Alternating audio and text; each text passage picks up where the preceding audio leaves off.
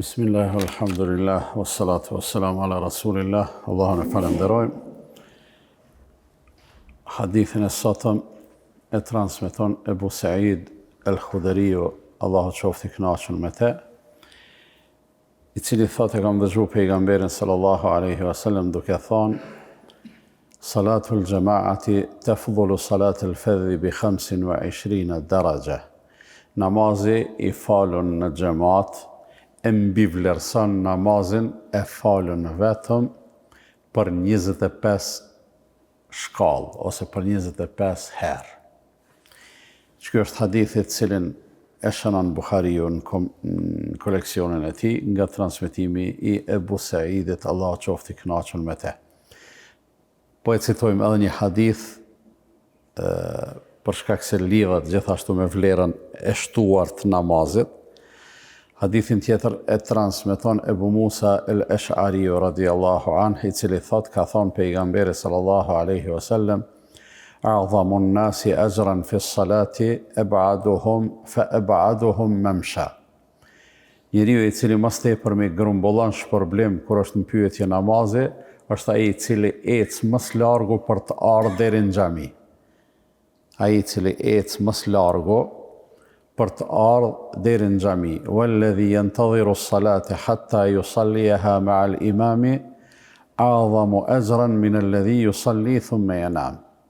Ndërsa ai i cili e pret namazin derisa të vijë imami, edhe me fal me imam, me fal me xhamat, e ka shpërblimin më të madh se ai i cili çohet falet, nëse është në pyetje namazi i sabahut, çohet falet edhe i kthehet shtratit të vet. Që të përfundon edhe hadithi i dytë. Pra, po e vreni se puna e vlerës së namazit nuk qëndron vetëm te kryerja ose falja e tij formalisht, mirë po namazi i ka disa vlera të cilat i shtohen nëse respektohen rregullat edhe udhëzimet të cilat kanë ardhur në Kur'anin famadh edhe në hadithet e pejgamberit sallallahu alaihi wasallam, e që një prej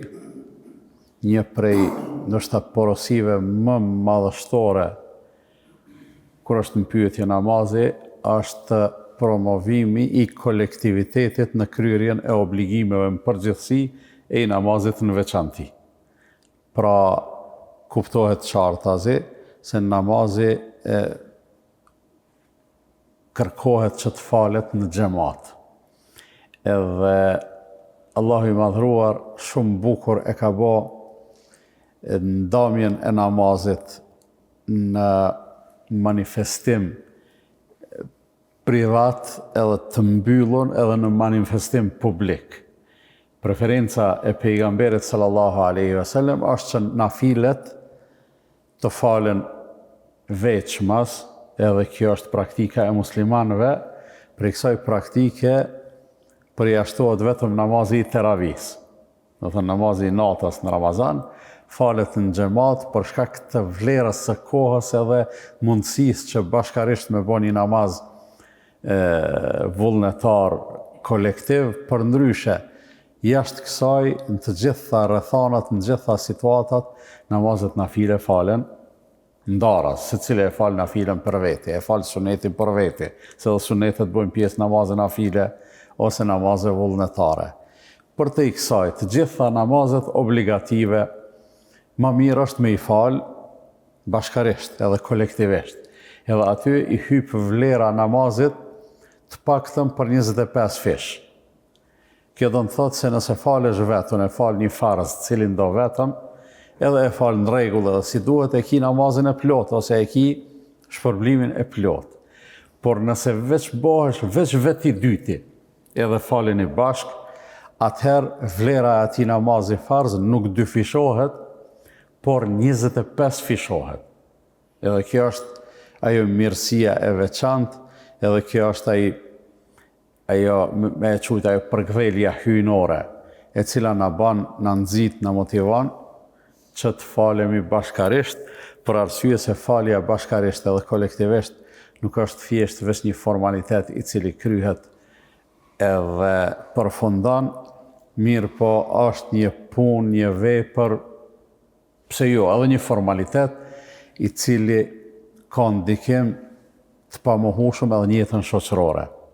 Pra ndikim të pamohueshëm jo vetëm te vlera e namazit, por edhe në jetën shoqërore, ata njerëz të cilët falen së bashku në një xhami, në një xhamat, vazhdimisht është fjala, ata në një farë mënyre familiarizohen, përveç që namazi i tyne bëhet më i vlefshëm, edhe sevapi i faljes bëhet më i madh, ata në një farë mënyre edhe e shtojnë komunikimin edhe afrimin ndërmjet vete, gjë të cilën Islami e promovon fuqishëm. Te hadithi i dytë i kemi edhe dy porosi konkrete. Porosia e parë është që nëse dikush e ka shtëpinë pak më larg prej xhamisë, e mund ta ketë shtëpinë aq larg sa juridikisht mbase edhe nuk e ka obligim me ju përgjigj thirrjes. Për shkak se ton e dim, obligueshmëria e prezantimit në xhami edhe faljes në xhamat lidhet pak a shumë edhe me dëgjimin e ezanit. Është fjala pa mjete të forcimit të zanit, pa kësi mikrofona e zmadhuese, kësi gjana. Pra nëse do të thirrej ezanin në bord xhamis ose në minaret xhamis, pa pajisje, deri ku dëgjohet ai ezan, që ata njerëz e kanë obligim me u përgjigj. Për te distancës ku dëgjohet, ata nuk e kanë borxh me u përgjigj. Por këtu pejgamberi sallallahu alajhi wasallam po thotë a'dhamun nasi ajran fi s-salati eb'aduhum fa eb'aduhum mamsha. Sa më larg të ecin njerëzit për me ardhur në namaz, aq më tepër ushtohet vlera e sevapit edhe e shpërblimit. Që i bie se edhe nëse nuk e ka obligim, megjithatë nëse e merr mundimin me u përgjigj thirrjes së ezanit ose e merr mundimin me prezantuar namaz edhe pa e dëgju ezanin, atëherë sigurisht që shpërblimin e ka shumë të madh. Në këtë rast përmendet se kanë qenë disa njerëz, kanë qenë një familje apo një kabile në kohën e pejgamberit sallallahu alaihi wasallam, e kanë pas janë quajt Banu Selime. Edhe ata e kanë pas shtëpinë pak më larg prej xhamisë të pejgamberit sallallahu alaihi wasallam, mirë po kanë pas shumë vullnet me i falë namazet bashkë me pejgamberin alayhi salatu wassalam. Edhe kjo punë padyshim që ju ka marrë më shumë kohë se atyne të cilët e kanë pas shtëpinë më afër xhamisë.